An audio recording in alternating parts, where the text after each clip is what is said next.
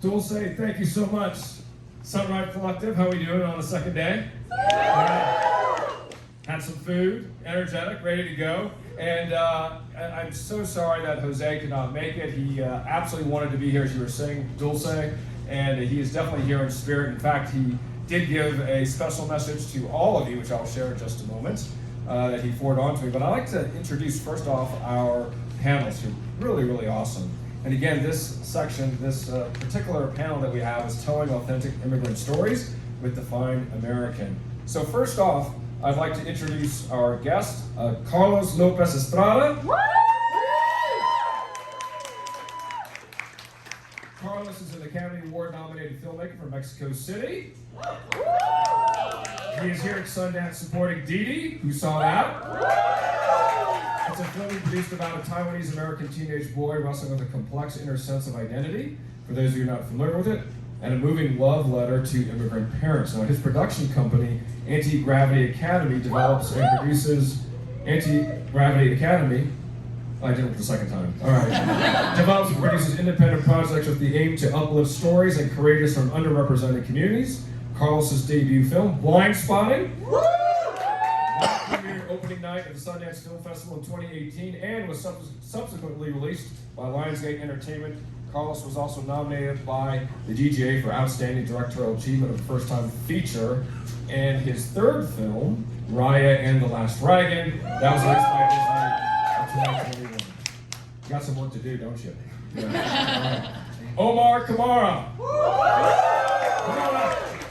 He is here at Slamgate supporting African Giants. It's a film he wrote and directed about two first-generation Sierra Leonean American brothers navigating the changing dynamics of brotherhood. His films touch on his first-generation experience and strive to highlight and honor the African diaspora. His previous film, Mass Avenue, about a first-generation African-American and his immigrant father being radically profiled by police. That won the grand prize at the DGA Student Film Awards and is available to stream on Max. Geena Rocero, born and raised in Manila, Philippines, is a four-time Emmy-nominated producer and director of Caretakers. It's a four-part original documentary series with PBS, which I just learned recently, which is amazing, given how many different things she does.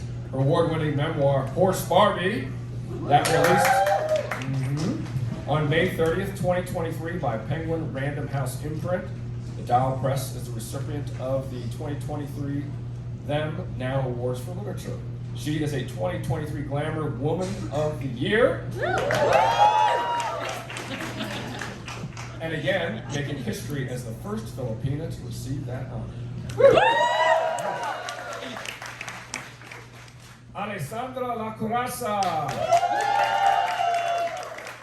Alessandra is here at Sundance supporting In the Summers, a film that she wrote and directed about two sisters navigating their loving but volatile father during their yearly summer visits to his home in New Mexico. Her work deals with personal and cultural memory and incorporates themes of migration, alienation, community, and resilience. Her previous film, Mami, depicted a young Latinx immigrant woman tending to an emotionally draining relationship with her mother in the midst of a hostile to immigrants political climate. Welcome all four of our panelists. Now, I gotta say, my friends, I rarely ever read bios. Rarely. But I had to do it this time because all four of these great storytellers have such rich fabric to their backgrounds.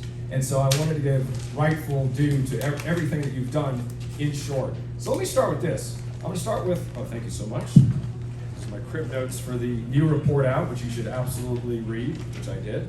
I want to start with what Jose said to all of you. He said, he just texted me this saying, "We can't have this conversation here at Sundance without acknowledging that immigration is a defining issue of this election." And I put that in parentheses. "Culture is politics, and every day our political culture is drowning in anti-immigrant rhetoric and downright lies and misinformation about immigration. How do we fight that? By telling authentic immigrant stories."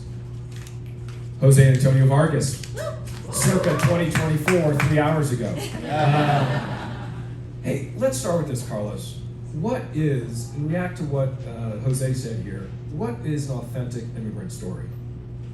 Thanks for helping me go first. Yeah, that's what happens when you're sitting next to me. I was just hearing Dulce talk, and honestly, I just kept thinking, it's like, this woman should be running for some type of office, because I don't know where you are, but right here. You're incredible. Yep.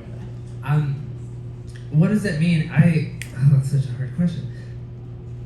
I think what it means is to base the storytelling on truth, and that is like such a hard thing to try to unpack, because what is truth? I don't know that anyone does.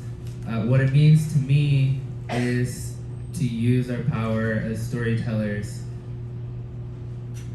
with responsibility. Sure. And I think what that means is to make sure that we are as informed as we can to tell the stories that we're telling based on facts, with empathy, involving the communities that we are representing in our stories, and making sure that we are looking at our teams, looking at ourselves, looking at our advisors to make sure that every decision that we're making, whether it's small, whether it's casting, whether it's how you're promoting a movie, that it's done considering the people that you're speaking about, that you're representing, that you're telling these stories about. So I don't know that. How'd you do it, Didi? How'd you apply that what you just said to Didi? That particular movie I produced for director Sean Wong, and I think he's there. I think Didi and like any other, I've gotten a chance to tell stories about communities that are not my own, and I feel like the very first question that I always ask myself is, it's like a true exploration of, am I really the right person to tell this story? And I think that needs to be the very first question that not enough people are asking. I think recently more people have, and where things like this are making us aware, but I think that's the beginning point. And then the second is, who am I involving to make sure that the story is being told authentically, and how can I fill in my blind spots? How can I surround myself with people who are going to help me whenever, because we're not perfect, whenever I have a misstep, whenever I'm heading in the wrong direction, just making sure that we build a support system so that we are doing it right, or as right as we can. Yeah, thank you for that. Alessandra, as you look at this difficult question of authenticity in immigrant stories, how do you express that? How do you describe that to people? How do you do that in your work? Well, I can kind of speak to what I did in the Summers, that it is loosely based on my life a little bit. So I was depicting a Latin man who has drug addiction and anger issues, which could be very quickly go into stereotype. Especially, I'm Colombian. I grew up with hearing cocaine from a young age, like being asked if my parents were drug dealers, and seeing that as like one of the only narratives that you see on TV. So for me, when I was approaching this film, it was very important to me that even though this is my authentic story, to make sure that it was told with nuance and love, and what you would say, with empathy, with like not judging, and I wanted him to be well-rounded, like my father was. Like, yes, he was an addict, but he was also a great dad in a lot of ways, within his difficulties and all his other stuff. He taught us so much. Like, my sister and I are like the people we are because of my father. And that was really important for me to come out. So I didn't want to be like deadbeat dad, deadbeat Latin dad. Like, I've seen that. Not interested in that story. I wanted something that felt deeper and seeing the good along with the bad, and that, I think, for me, was important for it to be authentic. Were you tempted to show perfection from one stereotype to another? Were you open with showing the gray spaces? I'm all about the gray. Yeah. Actually, I think that's something with all my films. I am only interested in the gray. Yeah. Omar, how about for you? In your works, and congratulations, by the way. We're all looking forward to seeing your film here.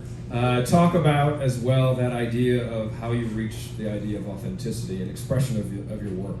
Yeah, I think it's just echoing what everyone is saying. I think the word I would use is trying to showcase complexity. And not being painting in broad strokes, but there's a lot of different things happening. I'm the proud son of Sierra Leonean immigrants that are very excited for me to be here. My mom actually messaged me and said, I have a voice note. She said, "Oh my God, I just found out Malia Obama is there. She said, my son is in the same town as Malia Obama. America, anything can happen. You have finally made it. I made it. She's like, Malia Obama. She's like, take a picture for me. So I think for me it's about showing complexity. And the film actually is about me and my brother, who's here. He likes to say loosely based, but to me it's pretty closely based. But I think what I wanted to show is that we have a relationship that is very nuanced. We have parents from Sierra Leone that have certain ideas of what we should do and pressures of how we should live. And we do not always live in the line of that. Like I have, my mom still doesn't know, well, if she sees it, she'll know now. She still doesn't even fully know I drink alcohol. Like she's like she kind of has an idea, but she's like, not really. So I think just showing the truth of that, and sometimes the truth can be messy. Yeah. And I love what everyone is saying that, an immigrant person isn't a broad stroke, but they're a person who has little things, good things, bad things, temper. I really got emotional about what you were saying about your dad, because all my films, even African Giants, he's not in it, but his presence is in it, because he's a very complex man, a lot of good stuff, a lot of bad stuff.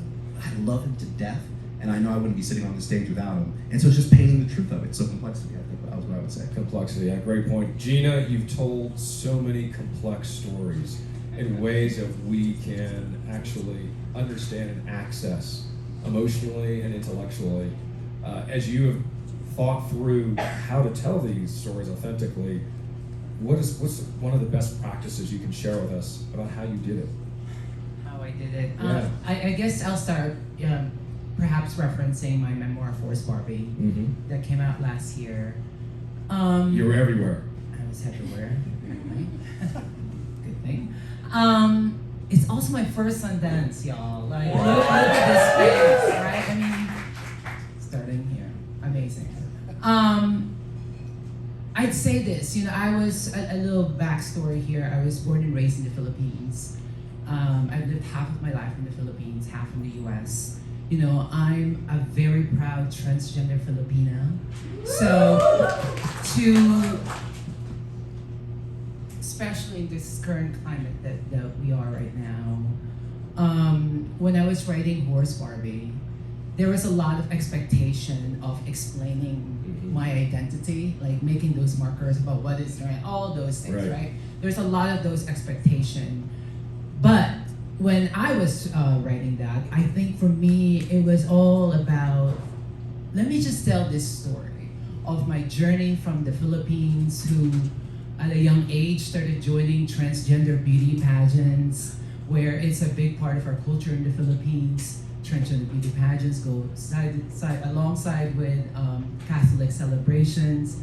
During our pageant celebration, it's actually the way to honor our Catholic saints. Yeah, that's how we do it.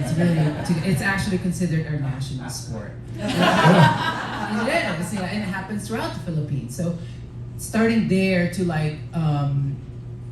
telling the story about, I was lucky to have the support of my parents to moving to America, which, for in many ways, people have said this is such a subversive way to tell this story, because there's that expectation of when I move to America, I'm gonna receive this freedom, right? And in some way, yes, because, I talked about the mainstream visibility of transgender people in the Philippines, but we don't have political rights. We have no rights to change our name and gender marker on our legal documents. So when my mom, who moved to America and told me that I could change my name and gender marker here, I could be legally recognized. So I moved here because of that policy. But then when I moved here, when they started asking about the visibility that we had in the Philippines, where are the trans pageants on national television? It's like, there is no such thing. What are you talking about? And it's almost like the beginning of that, oh, now I'm entering into this culture that was, first it was a culture shock. I was 17 when I moved here. But it was the beginning of, I felt ashamed about my identity. The first transgender representation that I saw on media was Jerry Springer. That says it all, So to feel that sense of, oh, now I'm grappling with a completely different culture. So when I was writing my memoir, Horse Barbie, I told myself, I'm going to be unapologetic in telling this story, tackling themes that are, that are serving really what was my curiosity from, addressing decolonial process of someone being born and raised in the Philippines, where it's all about this very colonial upbringing, talking about colorism, but at the same time talking about this cinematic universe of trans pageantry in the Philippines and Catholicism to, and then when I moved to New York City to pursue a career in fashion, I had to completely be stealth, where my model agent did not know I was transgender for 8 years. So I was like out and proud in Asia, had to go back to the closet here in America, and had to come out again. I wanted to show that complexity. And done so well. Omar, one of the things that you described were your parents. And one of the questions I like to ask, because it was something that surprised me in my profession. I remember that time I did a story on illegal immigration, and I was on CNN at the time, and we went to a commercial break. And then I realized, hey, that's my grandparents. I'm the grandchild of 3 unauthorized immigrants, who the story I just told. But it took me until I was like 35 to figure that out. And that was my coming of age of, I have a story I need to start telling here, because I just realized it. Yet I knew it earlier, but I didn't own it yet. When did you realize it, that your parents have this immigrant story? Could have been when you were 5. It could have been that you came of age when you did your first film. When was it, and how did it affect your creative perspective? Yeah, that's a great question. I think one thing for me, and we were talking a little bit about it backstage, my parents were always very, very adamant of like, you're African. I had a friend of mine who's from Ethiopia, and his parents told him, like, his parents were from Ethiopia, and they were like, you're American, we brought you here to be American. My parents did the complete opposite. They're like, you are African, you will always be African, you're living here, but you're African. You're a descendant of chiefs, you need to know that. Right? Your full name is Elijah Umaru Saidu Kamara, you need to know that and be proud about it. So for me, Your brother laughed. He laughed. That's Elijah Bubakar. Sorry. But I think for me it was always in my ear. They always told me that, and I think it's I always say that I actually think I got my storytelling from them.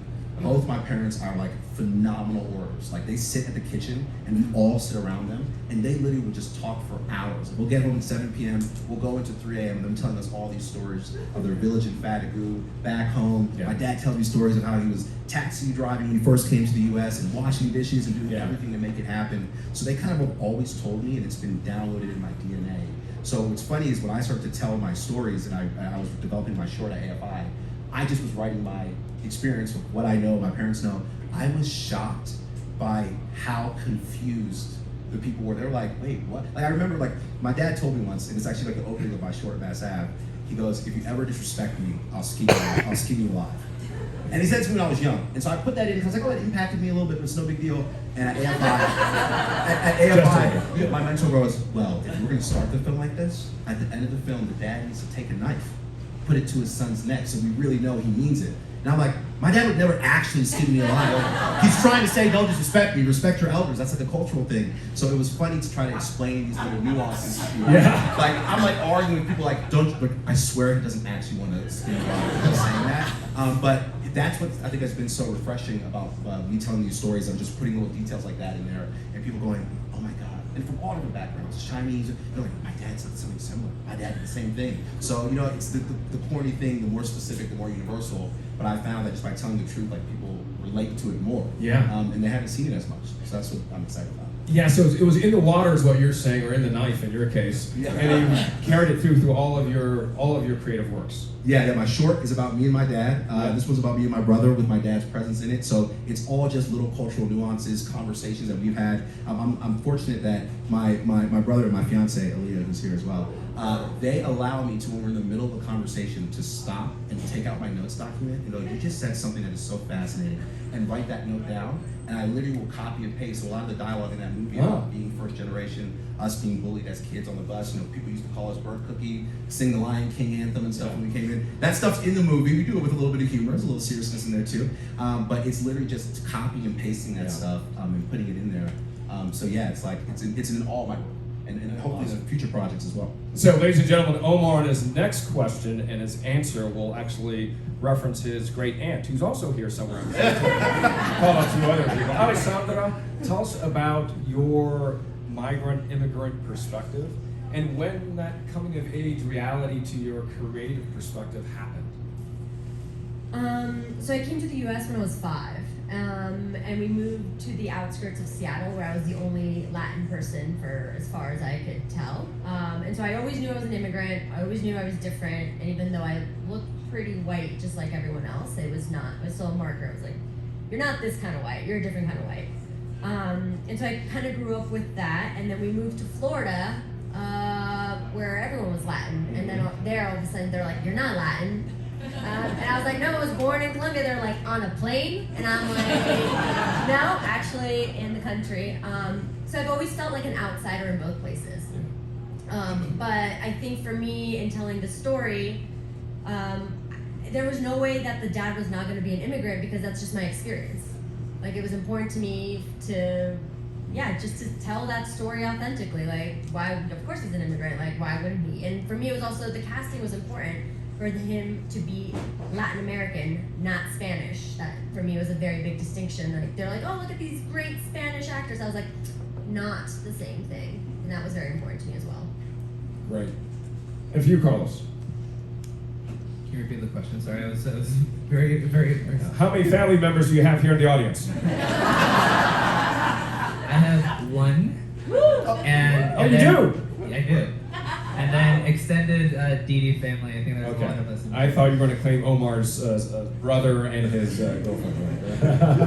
No, the question is about your immigrant experience, and what was that coming of age moment? You know, I was telling mine, it happened very late in life, and I was like, holy, I got to do something about my storytelling. I grew up with a visa. I was born in Mexico City. I grew up with a visa, and being able to travel between Mexico and the U.S. so easily. And then my mother and I decided to move to the States when I was 13. She's a single mom who worked, from sunrise to 12 p.m. for most of my life.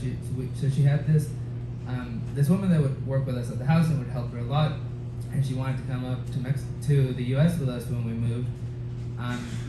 And I think that was the first time where it really hit me so hard how there's these very arbitrary set of considerations for people, and we were able to get a green card. We were able to move across the border relatively so swiftly, and this woman couldn't, and she had to come as an undocumented migrant. And I think that experiencing those two timelines parallel just made me realize that how tragic it is that two people who really are no different are considered for some type of reason, whether it's on paper, there's a person who checks your life resume and somehow decides whether you're worthy or not to enter this country. And it just seemed like such an insane injustice, and I think ever since then I've just been hyper aware of this crazy privilege that so many people have, and this and the disparity between millions and millions of people who, for entirely human, reasonable reasons, are not able to have the opportunities that I did, and that just to me was so mind-boggling. Yeah, when you said that, Carl, something came to mind for me. I was thinking about, we use the terms often, white privilege, male privilege, immigrant privilege. And we forget we have that. Yeah, I mean, it's something that to some people is an impossibility. To so many others is just something that you don't even have to think about. And I think that it's our duty to be able to do anything we can so that we can bridge that gap, make it not as impossible for people to have basic human rights and to be able to search for better life and opportunities here. So I'm very happy to be here today, very happy to be partnering with Define America and a bunch of different initiatives, and I think the work that they do is truly life-changing. So I would encourage us all to really, really look into the QR code that those who just posted. If you are a storyteller, to make sure you reach out and that you figure out not only how to do your work responsibly, but how to allow your work to have the greatest impact, because as storytellers, really, like, we are shaping the culture. Yeah. We are asking For sure. the questions, and we are, like, directly or indirectly affecting policy. So I'm happy to be here. Awesome. Alessandra, to you on this one. I think what's intimated here is when we talk about some of the concepts that Carlos brought up, this idea of different generations, right, of immigrants that are here.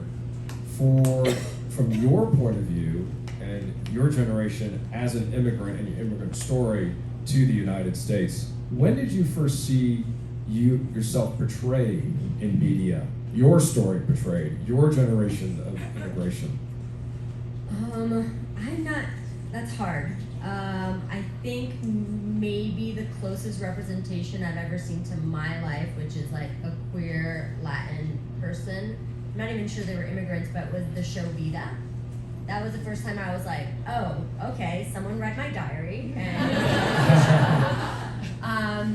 But I mean, there was so little representation, both Latin and immigrant. I mean, I think I watched a lot of Lucy growing up, so like Desi Arnaz, I'm like, he's Cuban, which is not Colombian, but like getting closer. And then Shakira was actually a really big deal.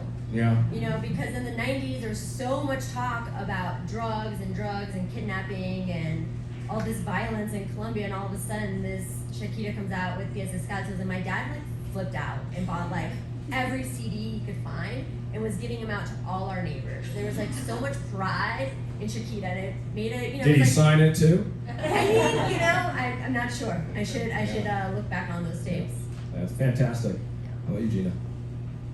You know, as I mentioned, I have this very complex relationship with that because, you know, at such a young age, I've seen transgender women in beauty pageants, not just on mainstream television, but on our neighborhoods. Like pageants are done on the street in the neighborhoods during, again, Catholic Fiesta, right? It's that mainstream. Part of the for culture, us. It's right. part of the culture. Yeah. When I moved to America, as I mentioned, seeing, you know, trans women, Jerry Springer, I remember when I started joining pageants and I became a pageant diva, right when I was leaving. But not anymore, you're much nicer. You know. I'm nice. When I was leaving Philippines, my pageant mentor shared with me this newspaper clipping of this trans model. Her name is Carolyn Cosi. She has a mini spot on James Bond role, and it was in the 80s. And she, once that film came out, she got outed. So she was sharing this to me because I was telling my pageant manager, my mentor, my trans mother. She told me that, you know, because I wanted to be a model, this is a person that, you know, to look up to. And even at that age, I was 17 years old, thinking about that.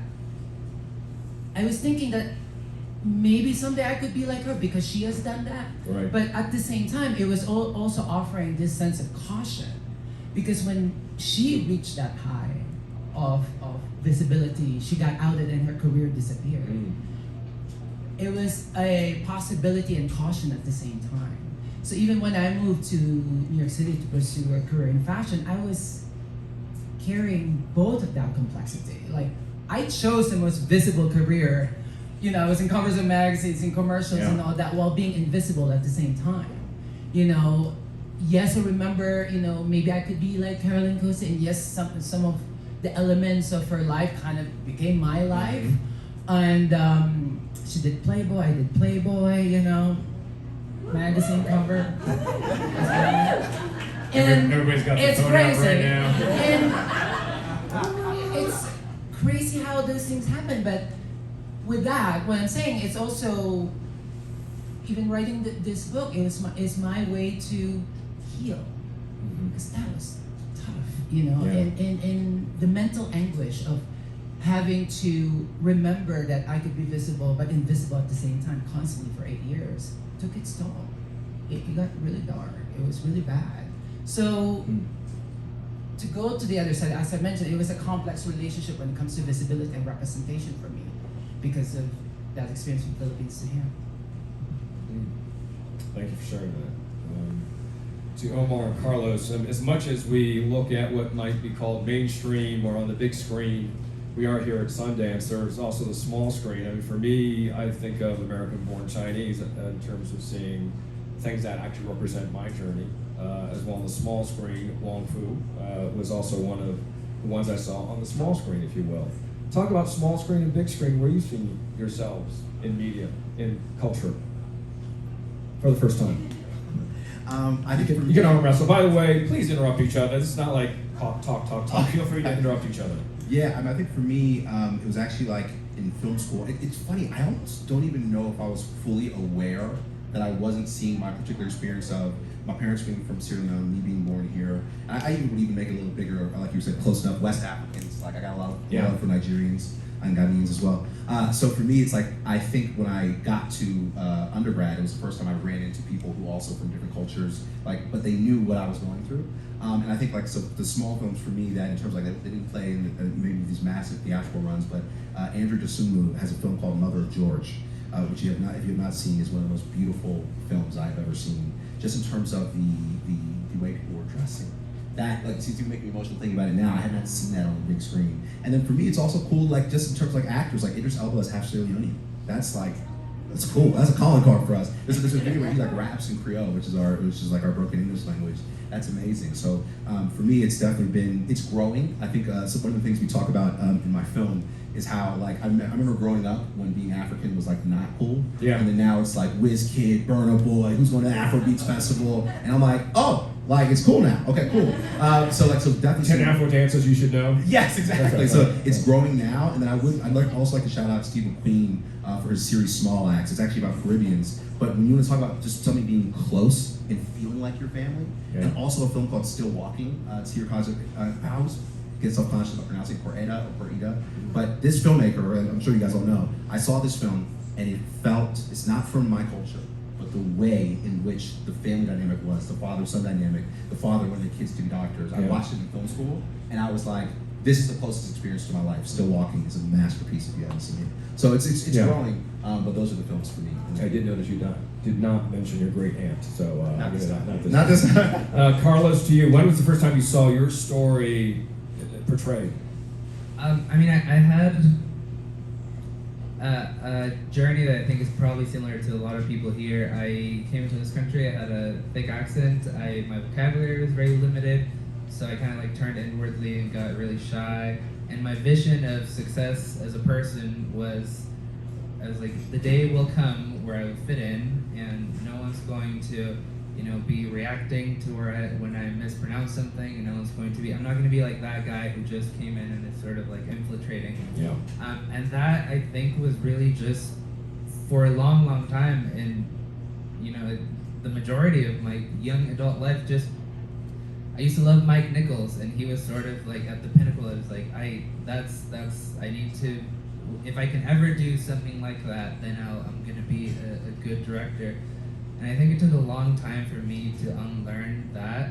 A long time. I saw my senior thesis from film school recently, and I was horrified. I was just trying so desperately hard to appear as like a white filmmaker. That's all I wanted to do. Like in the themes and the people I cast and how I directed it. Yep. I saw it really like 2 weeks ago after not having seen it for like over 10 years, and I was just like, I need to find a way to bury this. If it ever surfaces, I'm just gonna get killed because it was truly horrifying. Thanks for letting me know. Now I have the story. I got a story when I get back to I'm work. sure it's out there somewhere. Okay, here we go. Please don't do that to me. But I saw, and it wasn't that long ago, I saw Hamilton in the theater, and for me, it really just kind of like shook me to my core, because it was just like, okay, here's someone who's just unapologetically fucking things up, and is not really like, is telling the story of America, but his way, and is not really like, does not care who is getting to play these roles and how the angle that he's choosing to tell his story. And I know a lot of people have lots of issues with Hamilton, but I think it did so many things so brilliantly. Yeah. And for me, I think it was just kind of like, and the fact that it did so well, and it really entered the mainstream, and all of a sudden you had everyone singing the songs, and to me, I think it kind of like broke a barrier I felt it gave me permission to be careless about how I wanted to tell my stories and to just do it my way without having to consider like what I need to look like, what I need to sound like, and who I need to be. So. I mean, thank you for, by the way, being vulnerable in that way, because a lot of times you're in the room and you're that expert, but you're not the expert. You're just one person. And so we are here because we have a guide. Third time it's been released. And so as we're telling stories about our various communities, whether it's from our respective communities or all of our communities of color or all the communities that need inclusion, who do you tap to get the help? Like I remember well, obviously Define American when it comes to these stories, but do you remember that first time when you reached out and you said, I realize I don't know everything about my people, and people think I should. Like in the newsroom, people would look at me, oh, only API guy there, you better go ahead and answer all these questions about every 54 origin countries right now, and I couldn't do it. And that was the beginning of I better learn about this API thing. And it's a long journey. So to the panel, whoever wants to go first, what was that first time you realized, I don't got all the answers? And who did you reach out to? I reached out to APIA Vote at the time. So you I was gonna say, I remember. So I was talking about being a fashion model for 8 years, and when I decided in 2013, when I decided that I'm going to come out and I can't live this life anymore. Yes, it's still considered a risk at the time, and I told myself if I'm going to do this, I want to do it in the biggest possible stage, right? Which is the TED conference. It was amazing, by the way. And I remember the possibility of what it could mean, and I reached out to Dad, who's also in partnership with Sunrise House, with Define America, and where I've never done any media training. I was a pageant girl, and they were there to guide me in the sense of the way to communicate your story, especially in media setting where it's supposed to be just like this clip little things, but also at the same time knowing that you are your own in telling your story is really owning and claiming what you want to share, right? And not just adhering to like data and stuff. But also at the same time, as a storyteller, when I decided to do my first directing project with PBS Caretakers, it was at the time, this was in 2021, this was in response to what was happening, obviously the pandemic and the racial reckoning that we were having. I was just feeling, particularly I was not seeing a lot of Filipino frontline workers being talked about and their voices. All I'm hearing, obviously, the horrific conditions that was happening.